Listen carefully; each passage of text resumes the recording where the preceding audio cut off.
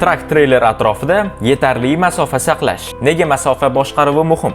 Trak-treyler atrofida yetarli masofani saqlash haydovchining xavfsizligi uchun juda muhim. Old, orqa, yon, yuqori va pastki masofalar har doim nazorat ostida bo'lishi kerak. Agar masofa noto'g'ri saqlansa, quyidagi muammolar yuzaga kelishi mumkin.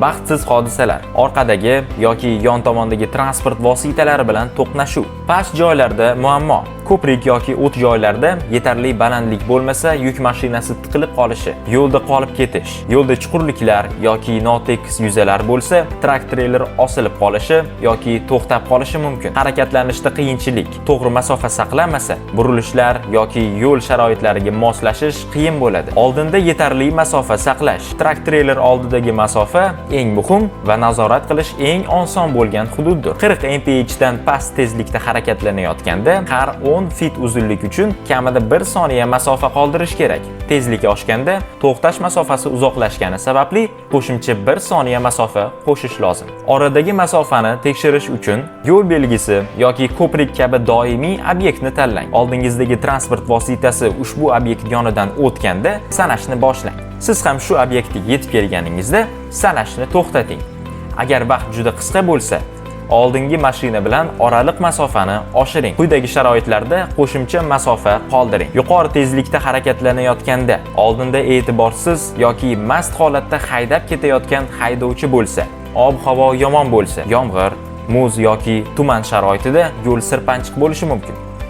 Og'ir yuk ortilgan bo'lsa, to'xtash masofasi ancha uzoqlashadi. Orqadan yaqinlashayotgan transport vositalariga qarshi harakatlar. Hech qachon orqangizdan yaqin kelayotgan haydovchiga keskin tormoz bosmang. Bu xavfli bo'lishi va yo'l harakati hodisasiga olib kelishi mumkin. Agar biron haydovchi orqangizdan juda yaqin kelayotgan bo'lsa, imkon bo'lsa o'ng tomonga o'tib, ularning o'tishiga imkon bering. Sekin-asta tezlikni pasaytiring. Bu ularga sizdan o'tib ketishga imkon beradi. Tajovuzkor xatti-harakatlardan qoching, chunki bu yo'l harakati mojarolariga olib kelishi mumkin. Trak-treyler yuqorisidagi va pastidagi masofa. Yuqori masofa. Har doim ko'prik va o'tish joylarining balandligini tekshiring. Har doim belgilangan balandlik to'g'ri bo'lishiga ishonmang. Qayta asfaltlangan yo'llar yoki zich qor balandlikni kamaytirishi mumkin. Bo'sh yuk mashinasi yuk ortilgan mashinaga nisbatan balandroq o'tiradi.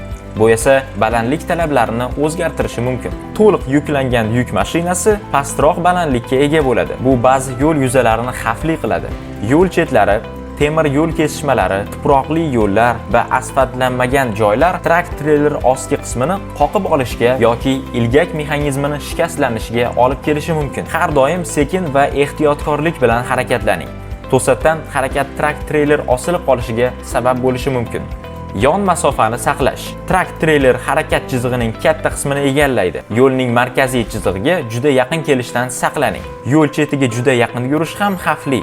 Chunki yumshoq yo'l chetlari nazoratni yo'qotishga sabab bo'lishi mumkin. Boshqa haydovchilarning ko'rish maydonidan tashqarida qolmaslik uchun uzoq vaqt davomida boshqa mashinalarning yonida yurmaslik kerak. Favqulodda holat uchun chiqish yo'lini tayyorlash. Har doim favqulodda holatda chiqish yo'li mavjud bo'lishi kerak. Yo'lda kutilmagan to'siq yuzaga kelgan taqdirda tezlikni pasaytirish yoki boshqa yo'lakka o'tish imkoniyati bo'lishi lozim.